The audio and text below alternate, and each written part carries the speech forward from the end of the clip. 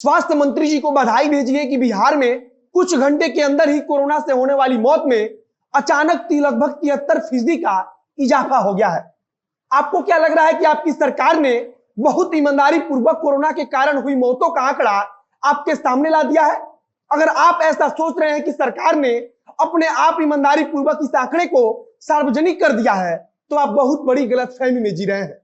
Patna high court की तरफ से पिछले महीने ही सरकार को इस बात के लिए फटकार लगाई गई थी कि आखिर सरकार मौत के सही आंकड़ों को क्यों नहीं बता रही है, और इसके लिए एक कमेटी का गठन भी किया गया था। और अब मौत के आंकड़ों में बड़ा फेरबदल देखने को मिल रहा है। आपको याद होगा कि जब गंगा नदी में लाशें मिल रही थी, तब हाई कोर्ट की तरफ से सरकार को फटकार लगाते हुए पूछा गया था कि आखिर सरकार हर चीज पर पर्दा डालने की कोशिश क्यों करती है। उच्च न्यायालय की तरफ से गंगा में बह रही लाशों की सही जानकारी सरकार से मांगी गई थी, लेकिन उस समय सरकार लगातार कह रही थी कि यह लाशें बगल के राज्य से बहकर हमारे यहाँ आ रही है। लेकिन अब अचानक सरकार को जानकारी मिली है कि हमारे यहाँ तो कई हजार ज्यादा मौतें हुई हैं, जिसके बाद से सरकार की तरफ से मौत के आंकड़ों को लगभग 73% बढ़ा दिया गया है। अब नमस्कार, मेरा नाम है मोहित कुमार सिंह और आप देख रहे हैं जनता जंक्शन का विशेष कार्यक्रम एक्सप्लेनर।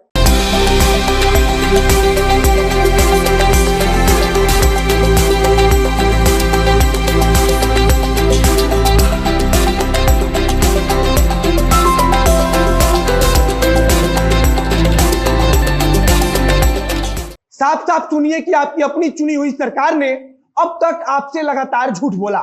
लापरवाही और गलती कितनी हद तक हो सकती है, क्या इसके लिए कोई सीमा नहीं है? सबसे पहले समझिए कि किस प्रकार से यह पूरा आंकड़ा निकलकर सामने आया है।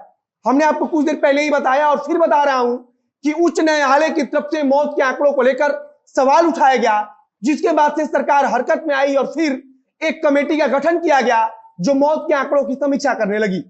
पिछले महीने की 18 तारीख को यानी कि 18 मई को कमेटी का गठन किया गया, जिसके बाद इस कमेटी ने अपनी जांच में पाया कि लगभग 72% मौत किसी भी सरकारी कागज में दर्ज नहीं किए गए हैं। कल तक स्वास्थ्य विभाग और स्वास्थ्य मंत्री अपने दावे पर कायम थे, लेकिन अब आज प्रधान सचिव ने स्वास्थ्य विभाग के इतने बड़े खेल को सबके सामने उजागर कर दिया है। लेकिन एक सवाल और मन में है कि अब लोग कैसे मान लें कि इस बार स्वास्थ्य विभाग द्वारा जारी किया गया आंकड़ा बिल्कुल सही है। एक और बड़ा सवाल है कि अगर लापरवाही बरती गई, अगर कोरोना के कारण हुई मौतों में खेल हुआ, तो फिर इस लापरवाही के दोष में कितने अधिकारियों पर कार्रवाई की गई है?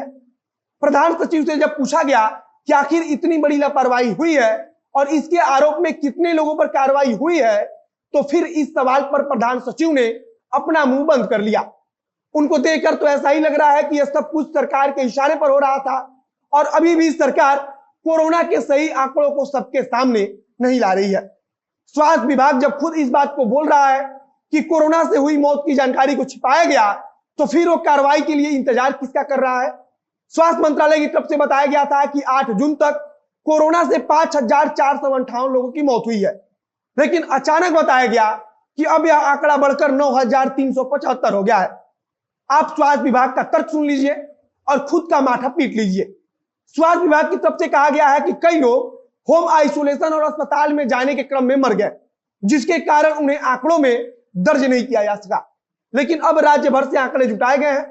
जब गंगा नदी में लाश बह रही थी, तो उस समय तमाम समाचार पत्रों और मीडिया रिपोर्ट्स के माध्यम से बार बार कहा जा रहा था कि आसपास के गांव वाले खुद बता रहे हैं कि लोग अपने परिजनों को लकड़ी के अभाव में नदी में बहाकर चले जाते हैं।